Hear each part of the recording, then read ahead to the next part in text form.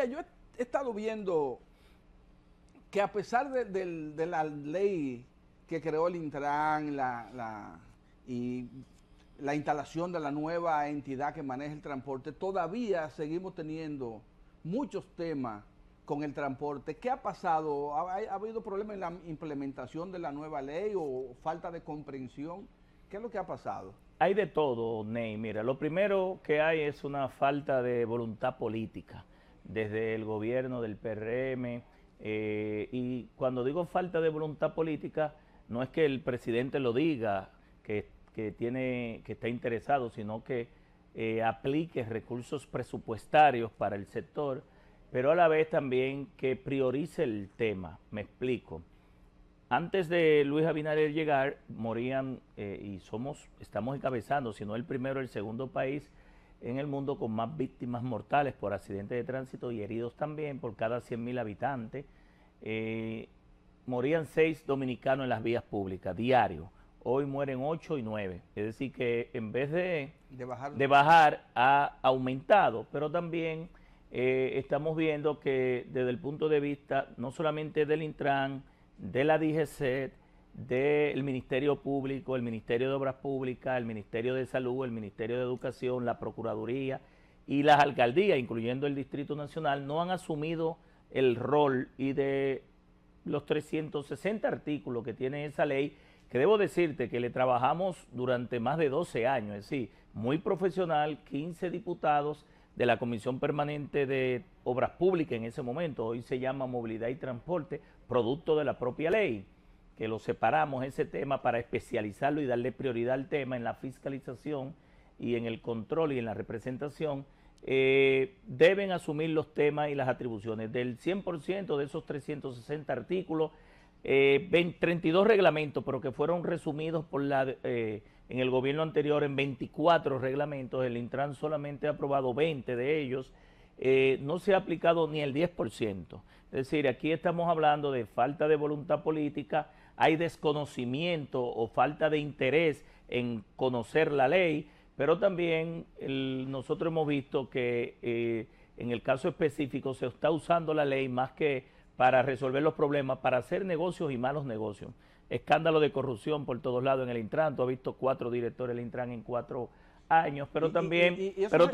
¿Esos escándalos tienen fundamento o es simple oposición política o realmente esos escándalos han sido generados por situaciones reales? No, mira, cuando tú tienes 4 directores de una institución en 4 años, te dice que no hay un plan, que no hay un programa, que no hay políticas públicas, que no hay un proyecto de nación en ese tema.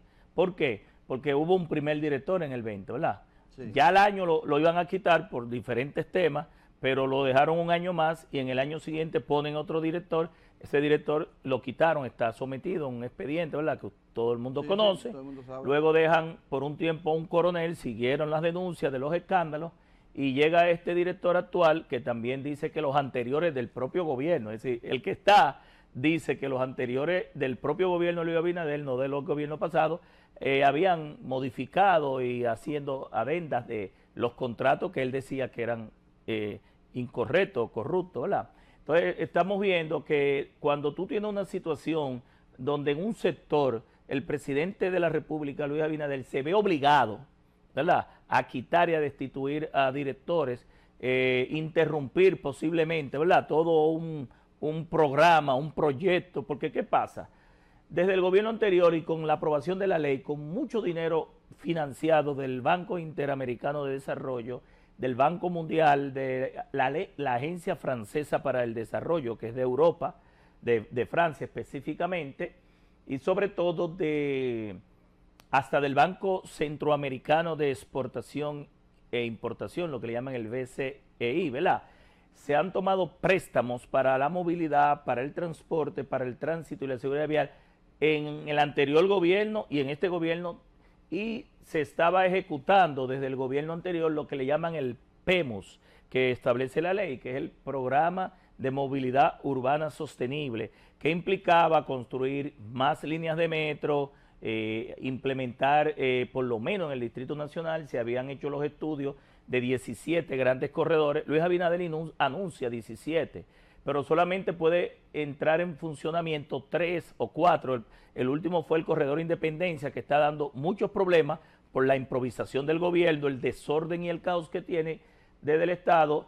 Y esos corredores no fueron planificados en este gobierno, ni fueron en el gobierno anterior, es decir, que ellos han venido a implementar parte de las políticas y todavía le faltan 14 de los que anunciaron con datos y hechos bajo un plan que está hecho desde hace mucho tiempo. Estamos hablando de más de 10 o 15 años. Aquí el país requiere soluciones urgentes, estructurales y voluntad política para atacar el problema, porque es que sobre todo el Distrito Nacional está colapsado y el Gran Santo Domingo, pero también está el SIP, lo que le llaman el Sistema Integrado de Transporte Público, que son los corredores que conectado con las líneas troncales, que son las líneas de metro, ahora el monorriel, que el gobierno ha implementado el monorriel, los teleféricos y por qué no los operadores privados también junto con la ONSA, pues la apuesta según la ley y según lo que requiere el país y lo que se hace en todos los países del mundo, la apuesta debe ser a la colectivización,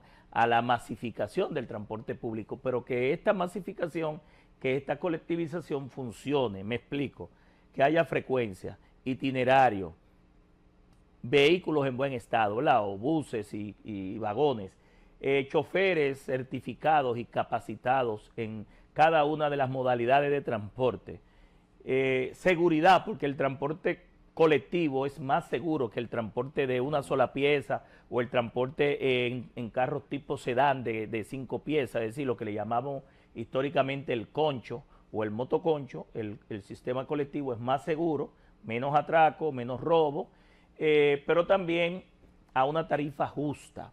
Y cuando digo una tarifa justa es porque el ciudadano de a pie, el que de manera digna, tanto el Poder Ejecutivo, el gobierno, debe ponerlo en el centro de sus decisiones, de las políticas públicas, y los operadores, tanto públicos como privados, porque este ciudadano de a pie es la gallina de los huevos de oro. Sí, sí, sí. Y es el que alimenta económicamente al sector, el que tiene necesidad de desplazarse a sus trabajos, a las escuelas, a las universidades, a los centros de salud o a cualquier diligencia personal o sobre trabajo.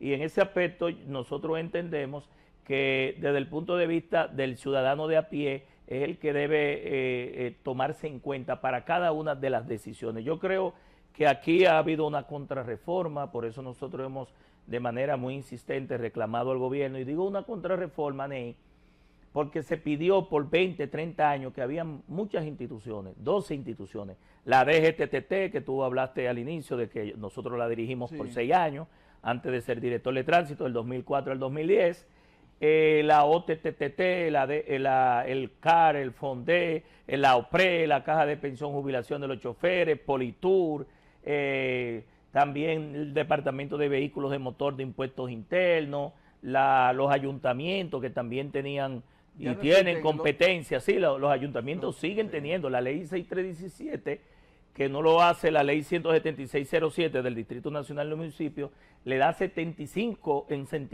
artículos, habla de los ayuntamientos, es decir, los ayuntamientos tampoco han asumido las competencias que tiene la municipalidad en la señalización horizontal y vertical, en la instalación, operación, mantenimiento de los semáforos, en la rotulación de las vías, en la determinación y la señalización de las paradas de transporte público de pasajeros en las terminales donde abordan también o se almacenan y se le da mantenimiento, operan las mayoría de las paradas también interurbanas, intermunicipal. Las paradas son un desastre. Y claro, pero eso no solamente es el Intran, es la municipalidad que tiene que dar los permisos de los usos de suelo, pero también la DGC regular que estas paradas tengan las condiciones dignas para que los pasajeros, que son los que finalmente usan un servicio público y que al Estado le interesa que a ese ciudadano se le trate de manera digna, porque también nosotros tenemos que pensar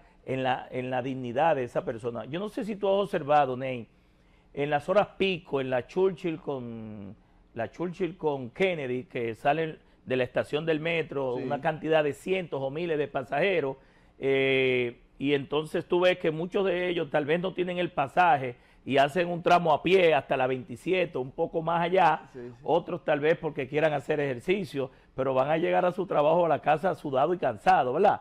O otros tal vez se mueven un porcentaje, se montan en En el motoconcho. en el corredor. No, la mayor cantidad lo he observado yo y lo he grabado porque soy un estudioso y un conocedor del tema.